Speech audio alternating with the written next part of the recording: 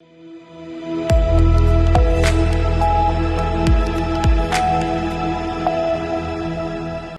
के बाद आप सभी का बहुत स्वागत है सी न्यूज़ भारत में। नमस्कार, मैं हूं रत्ना। रुक करेंगे इस खबर की ओर। खबर मुरादाबाद से है, जहां मुरादाबाद और देहात में कुछ प्राइवेट स्कूल आरटीआई अधिनियम 2010 के नियमों का उल्लंघन कर रहे हैं। आपको बता दें कि आरटीआई अधिनियम 2010 के तहत सरकार ने निजी मान्यता प्राप्त स्कूलों में 6 से 14 साल के बच्चों के लिए 25% सीटें आरक्षित की हैं, ताकि आर्थिक रूप से पिछड़े बच्चों को फ्री शिक्षा मिल सके। लेकिन मुरादाबाद और देहात में कुछ निजी स्कूल इस नियम का उल्लंघन कर पात्र छात्रों को प्रवेश नहीं दे रहे हैं और अपात्र छात्रों को प्रवेश दिया जा रहा है।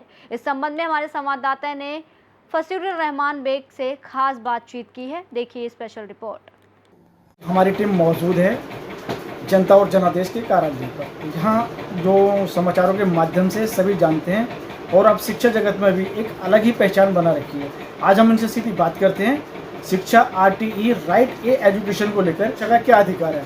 तो स्वागत है सर, हमारे चैनल में मौजूद हैं इस समय फसीरुर रहमान बेग जी। तो हम इनसे सीधी बात करते हैं। मैं आपका भी तहे दिल से शुक्रिया अदा करता हूँ कि आपने मुझे जो है वो अपने मंच पर बुलाने का, अपने स्टूडियो में बुलाने का मौका दिया और मैं दिल से शुक्रिया अदा करता हूँ आपका।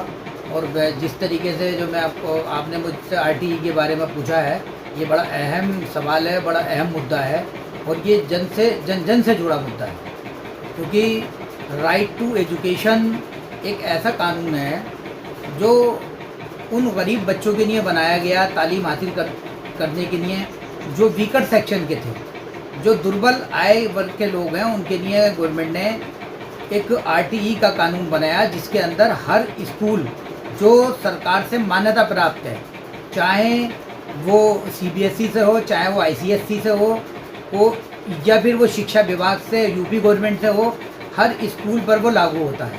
मैं ये बताना चाहता हूँ कि सन 2009 में गवर्नमेंट ने एक आरटीई राइट टू एजुकेशन एक कानून बनाया, जिसका मकसद था कि जो गरीब और ईडब्ल्यूएस, जो इकोनॉमिकली वीकर सेक्शन के लोग हैं, जिनकी आमदनी 1 लाख रुपए से कम है, उन बच्चों के लिए प्राइवेट स्कूलों के अंदर राइट टू एजुकेशन लागू किया गया, जिसमें सन 2010 में सरकार ने इसको लागू किया और आर्टिकल 29A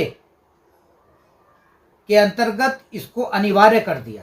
मतलब ये कि कोई भी स्कूल या कोई भी कॉलेज या कोई भी प्राइवेट शैक्षिक संस्थान ये इस बात से बच्चों, जो गरीब बच्चे हैं, उनको एडमिशन लेने से इनकार नहीं कर सकता। जानकारी और कानून ये कहता है कि अगर कोई भी कॉलेज या कोई भी ऐसा कॉलेज जो एक बड़ा कॉलेज है, जो एक कलर्ड पीपल उसके अंदर पढ़ते हैं, उसके अंदर भी वो लागू होता है, तो ये कानून इस पर लागू होता है। तो जो है आज हम बताना चाहेंगे लोगों को, ये जो आरटीई कानून है, ये जो एजुकेशन है इकोनॉमिकली वीकर सेक्शंस के लिए ये बहुत अनिवार्य है। और जो स्कूल के जो जितने में जो लागू हुआ, तो इसका जो कोटा है वो 25% है, मतलब 25% आपको गरीब बच्चों को शिक्षा देनी पड़ेगी। सर, कौन सी उम्र से बच्चे जो है स्कूल में जा सकता है और कौन सी क्लास तक? इसमें जो है नर्सरी से लेकर के 8 तक अगर किसी बच्चे का एडमिशन हो जाता है और इसकी उम्र 6 से 14 साल है, तो वो बच्चा जो है एजुकेशन इंस्टीट्यूट में, निजी स्कूल में, चाहे वो कितना भी बड़ा हो, इंग्लिश मीडियम हो या हिंदी मीडियम हो, अपने क्षेत्र के से संबंधित जो भी कॉलेज है उसके अंदर एडमिशन ले सकता है। और वो एडमिशन लेने के बाद में वो जो अगर एडमिशन उस बच्चे का हो जाता है, तो वो नर्सरी से लेकर कक्षा 8 तक उसको निःशुल्क शिक्षा देने का प्राविधान है। अच्छा, जैसे देखा गया है कि अगर बच्चा राइट टू एजुकेशन के अंतर्गत आ जाता है पढ़ाई में, तो उसमें जो है स्कूल शिक्षक जो होते हैं वो अभिभावकों से भी फीस वसूलते हैं और उधर से भी सरकार की तरफ से भी लाभ लेते हैं। तो इस पर क्या कहना चाहेंगे आप? दरअसल मैं आपको बताऊं कि गवर्नमेंट जो है वो कुछ अमाउंट फीस की जो है वो स्टूडेंट की जो फीस होती है वो स्कूल वाले को देती है, लेकिन ऐसा देखने में आया है कि कुछ स्कूल्स की जो फीसें हैं वो ज़्यादा हैं।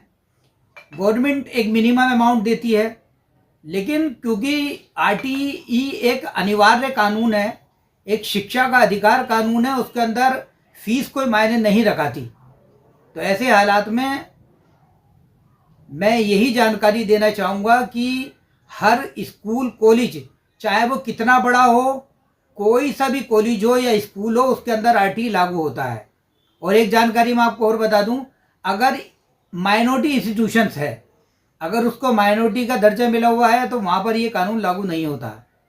तो ऐसे हालात में मैं बस यही कहना चाहूँगा कि अपने अधिकारों को पहचानें। लोग जो इकोनॉमिकली ईडब्ल्यूएस हैं, वीकर सेक्शन से हैं, वो ऑनलाइन कराएं अपने बच्चों को, और उसके बाद में जो संबंधित स्कूल है वहाँ पर जाकर के संपर्क करें।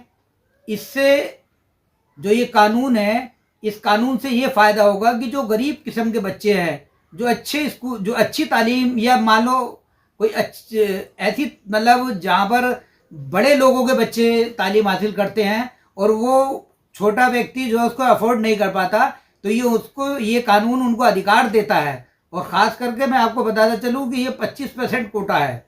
मतलब अगर किसी स्कूल के अंदर 1000 बच्चे हैं तो उसे 250 बच्चे आरटीई के बच्चे पढ़ाने पड़ेंगे। तो ऐसा देखने में आया है कि ऑनलाइन तो कर देते हैं जी सर, लेकिन बच्चा जब स्कूल के अंदर पहुंचता है तो ये जो स्कूल वाले, कॉलेजेस वाले हैं, ये उसको बहाने बना करके, उसके फार्म में कमियां निकाल करके जो है उसको टरका रहे हैं।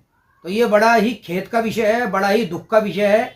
मैं इस ज़िले के सभी अधिकारियों से, खासकर सरकार से ये अनुरोध करना चाहूँगा कि जो ये आरटीई कानून है, ये उनके जो सरकार द्वारा ये जो बनाया गया है, ये बहुत अच्छा कानून है।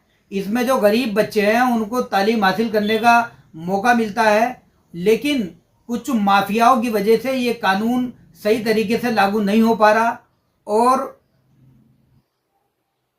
जो गरीब किस्म के लोग हैं उनको स्कूलों के अंदर, बड़े स्कूलों के अंदर जो इंग्लिश मीडियम स्कूल है, हद तो यह है कि ये सीबीएसई के जो स्कूल हैं उन पर भी लागू होता है।